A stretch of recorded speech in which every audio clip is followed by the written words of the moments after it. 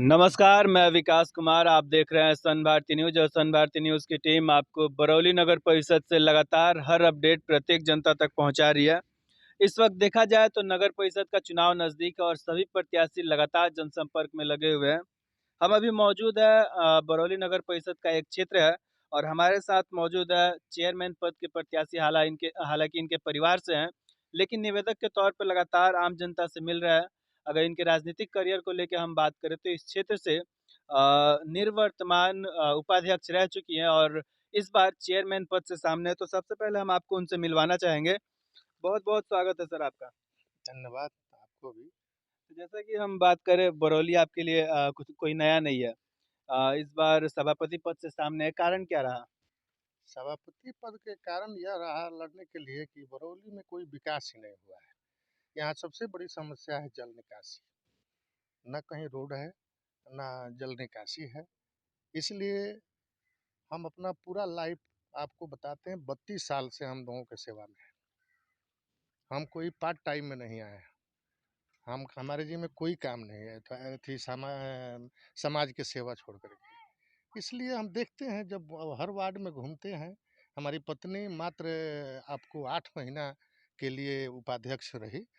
उसके बाद नगर परिषद हुआ तो भंग हो गया, तो हम कुछ कर नहीं पाए। इसलिए हम चाहे कि नहीं, ये तो प्रयास में तो हम ही थे कि अगर पुरुष होगा तो मैं चुनाव लड़ूंगा, लेकिन अन्य महिला अन्य सीट हो गया तो मेरी पत्नी ही चुनाव लड़ रही है। नगर परिषद बरौली से मैं पैक्स अध्यक्ष अध्यक्ष भी हूँ और इस बार पत्नी हमारी मुख्य पार्षद के लिए चुनाव लड़ रही है। तो अगर हम बात करें इस क्षेत्र में सेवा के बारे में, तो कहीं ना कहीं राजनीतिक करियर लंबा रहा है और इस क्षेत्र की जनता आपसे भली भांति परिचित है। अगर हम बात करें समस्याओं को लेके, तो लगातार सभी वार्ड में आपका दौरा रह रहा है, हालांकि कुछ नए क्षेत्र भी जुड़े हैं। तो यहाँ पे समस्याओं को लेके बात करें तो मूलभूत समस्या क्या यहाँ पे सामने आ रही है? यहाँ मूलभूत समस्या, सबसे बड़ी समस्या है, देखिए पब्लिक को, जनता को सबसे पहले रोड चाहिए। रोड नहीं है, पानी का निकासी नहीं है, व्यवसायी लोगों को सुरक्षा के लिए सीसी कैमरा लगना चाहिए, वो सुरक्षा नहीं है। शौचालय बाजार में आपको समझ लीजिए कि औरत सब जाती है बाजार करने, तो कहीं शौच करने की कोई व्यवस्था नहीं है।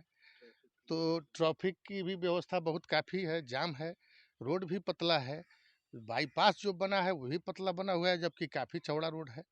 अगर आम जनता के बारे में हम बात करें इस वक्त, क्योंकि आम जनता का मानना है कि चुनाव से पहले ही प्रत्याशी आते हैं और समस्या रखते हैं, लेकिन चुनाव जैसे ही उन प्रत्याशियों में से किसी एक को प्रतिनिधित्व करने का मौका मिलता है, कहीं ना कहीं जनता के विश्वास पे खरे नहीं उतर पाते हैं, जिसकी वजह से लगातार जनता के मन में एक शंका बना हुआ है, शक बना हुआ है।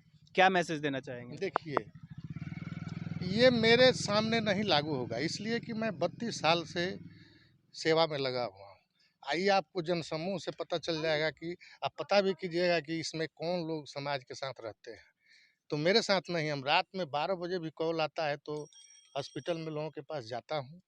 हर आदमी के सुख दुख में रहता हूँ। मैं कोई ऊपर से टपक के नहीं आया हूँ, मैं बराबर लोगों की सेवा में रहता तो हूँ। क्या लग रहा है जो समर्थन इस वक्त आपको मिल रहा है, ये जनता समर्थक है या फिर वोटर्स है? नहीं, वोटर्स है, समर्थक नहीं है, वोटर्स है। ये तो आपको 12 तारीख को पता चलेगा कि समर्थक है कि वोटर है। तो आने वाले चुनाव में अगर जनता आपको मौका देती है तो बरौली नगर परिषद के लिए क्या कुछ नया होगा और क्या प्राथमिकता रहेगी?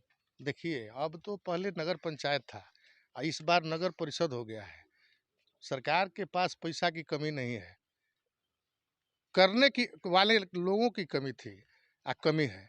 इसलिए अब जो जनता हमको अगर मुख्य पार्षद के पोस्ट पर, सीट पर हमारी पत्नी को बैठाती है, तो मैं विश्वास दिलाता हूँ आपको कि जो जेन्युइन काम है, जिनसे माने पब्लिक पर ज़्यादा माने असर पड़ने वाला है, जो रोड है, नाला है, वो सब कोई बाकी नहीं लगेगा।